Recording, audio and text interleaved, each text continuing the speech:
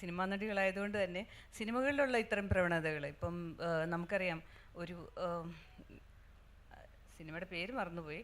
പക്ഷെ അതിൽ രണ്ട് പിന്നെ കഞ്ചാവ് കേസ് പിടിക്കപ്പെട്ട് പോലീസ് സ്റ്റേഷനിൽ വരുന്ന രണ്ട് കുട്ടികളുണ്ട്.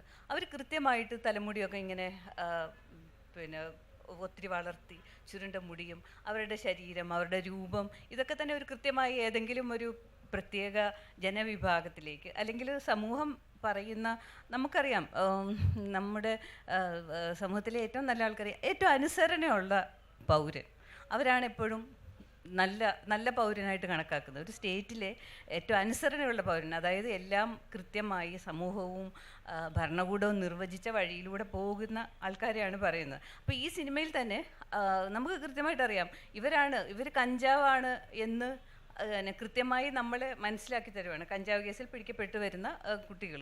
അപ്പോൾ സത്യത്തിൽ സമൂഹത്തിൽ അങ്ങനെയാണോ എന്ന് ചോദിച്ചാൽ അങ്ങനെയല്ലെന്ന് പറയേണ്ടി വരും. അപ്പോഴും ഈ തലതിരിവ് തീർച്ചയായിട്ടും മനുഷ്യരിലുണ്ട്.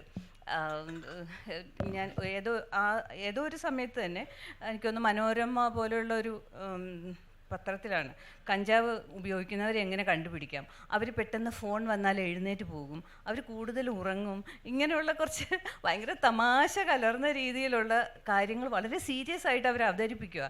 ഇതാണ് കഞ്ചാവ് ഉപയോഗിക്കുന്ന ആൾക്കാരുടെ ലക്ഷണങ്ങൾ. അതാണ് ഫോൺ വരുമ്പോൾ അവിടെ തന്നെ നിൽക്കത്തില്ല, വീട്ടിന് വെളിയിലേക്ക് പോകും, അങ്ങനെയൊക്കെയാണ്. അപ്പോൾ ഇങ്ങനെ തല തിരിഞ്ഞു എന്ന് നമ്മൾ വിചാരിക്കുന്ന ആൾക്കാരെ മനഃപൂർവ്വം സമൂഹം അല്ലെങ്കിൽ മാധ്യമങ്ങൾ സൃഷ്ടിച്ചു വെച്ചിട്ടുണ്ട്. അതാണ് അതിൻ്റെ ഏറ്റവും വലിയ പ്രശ്നം. ജോളി പറഞ്ഞതിൻ്റെ കൂട്ടിച്ചേർത്താണ് ഞാൻ. ഇത് തലതിരിയുന്നത് എപ്പോഴും ഒരു സമൂഹത്തെ മുന്നോട്ട് കൊണ്ടുപോകാൻ ഉതകുമെങ്കിൽ, ഇപ്പം യേശുക്രിസ്തു ആണെങ്കിലും ശരി, നിലവിൽ നിന്ന ഇതിനെ ചോദ്യം ചെയ്യുകയാണ്. നമ്മുടെ കേരളത്തിലെ നവോത്ഥാന നായകന്മാരെ എടുത്താൽ അയ്യങ്കാളിയും സഹോദരൻ അയ്യപ്പനും ഒക്കെ അടക്കം, ഇനി അംബേദ്കറും ഒക്കെ അടക്കം അന്നുണ്ടായിരുന്ന നിലവിലുണ്ടായിരുന്ന വിഷയങ്ങളെ ചോദ്യം ചെയ്താണ് ഓരോ സമൂഹത്തിലും. ഇപ്പോൾ നമുക്കറിയാം എത്ര പിന്നെ അനാചാരങ്ങളുണ്ടായിരുന്നു. ഇപ്പോൾ സതി പോലെയുള്ള സ്ത്രീകൾക്കായിരുന്നു ഏറ്റവും പ്രശ്നം. സതി പോലെയുള്ള പ്രശ്നങ്ങളുണ്ടായിരുന്നു.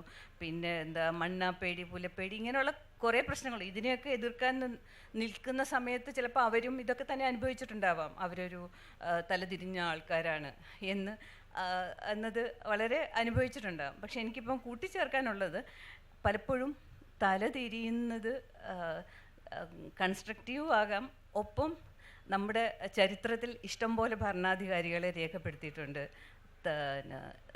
മോശം, അതായത് നിലവിലിരിക്കുന്ന അവസ്ഥയെ തകർക്കുന്ന രീതിയിൽ അവരെടുത്ത തീരുമാനങ്ങൾ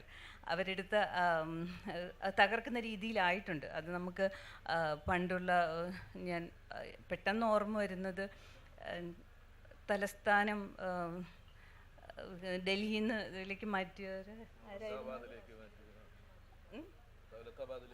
ദൗലത്താബാദിലേക്ക് മാറ്റിയ തുഗ്ലക്ക്. അപ്പം നമ്മളത് പറയാറുണ്ട്, ഈ ഭരണാധികാരികളുടെ മോശം പിന്നെ തീരുമാനങ്ങൾ വരുമ്പോൾ ഇങ്ങനെ തുഗ്ലക്കിയൻ പരിഷ്കാരം എന്നൊക്കെ പറയാറുണ്ട്. സത്യത്തിൽ അതൊരു വലിയ തലതിരിവായിരുന്നു. അതും കൂടി നമ്മൾ കണക്കാക്കേണ്ടതുണ്ട് എന്ന് എനിക്ക് തോന്നുന്നു. ഇപ്പോൾ തന്നെ നമ്മുടെ എന്താ പറയുക, ഇന്ത്യൻ പീനൽ കോഡിൻ്റെ പേര് മാറ്റിയിട്ട് ഭാരതീയ ന്യായ സംഹിത എന്നൊക്കെ ആക്കുമ്പോൾ അതിനകത്തൊരു നിയമം വന്നിട്ടുണ്ട്. അതായത് ഒരു സ്ത്രീ, അത് പിന്നെ ഒരു ഭർതൃമതിയായ ഒരു സ്ത്രീ മറ്റൊരാളുടെ കൂടെ ഭക്ഷണം കഴിക്കാൻ പോയാൽ തന്നെയും അത് ഭർത്താവിന് പ്രശ്നമാണെങ്കിൽ അയാൾക്കെതിരെ കേസ് വരും. അതായത് ഭാര്യയുടെ കൂടെ പോയ ആൾക്കെതിരെ കേസ് വരും എന്നൊരു നിയമമായിട്ടുണ്ടോയെന്ന് അറിയില്ല. എന്തായാലും അങ്ങനെ ഒരു ഇത് വന്നിട്ടുണ്ട്, സജഷൻ വന്നിട്ടുണ്ട്. അപ്പം ഇതൊരു തലതിരിവല്ലേ. ഒരു സ്ത്രീയെ എങ്ങനെയും വീടിനുള്ളിൽ തളച്ചിടാം. ഇപ്പം നമ്മളറിയാതെ ഞാനിപ്പോൾ ശൈലൻ്റെ കൂടെ അല്ലെങ്കിൽ നിങ്ങളുടെ ആരുടെയും കൂടെ ചായ കുടിക്കാൻ വന്നാൽ അതെൻ്റെ പിന്നെ ഇത് വിവാഹ ജീവിതത്തിന് തന്നെ പ്രശ്നമാകുന്ന ഒരവസ്ഥ എന്ന് പറഞ്ഞാൽ അത് വലിയൊരു തലതിരിവ് തന്നെയാണ്. ഇങ്ങനെ നമുക്ക് പറയാൻ ഒത്തിരി ഉദാഹരണങ്ങളും ഉണ്ടാകും. അപ്പോൾ തലതിരിയുന്നതെല്ലാം നല്ലതാകണമെന്നില്ല. അത് കൺസ്ട്രക്റ്റീവാണോ ഡിസ്ട്രക്റ്റീവാണോ എന്നുള്ളതും വളരെ ഇമ്പോർട്ടൻ്റ് ആയിട്ടുള്ള കാര്യമാണ്.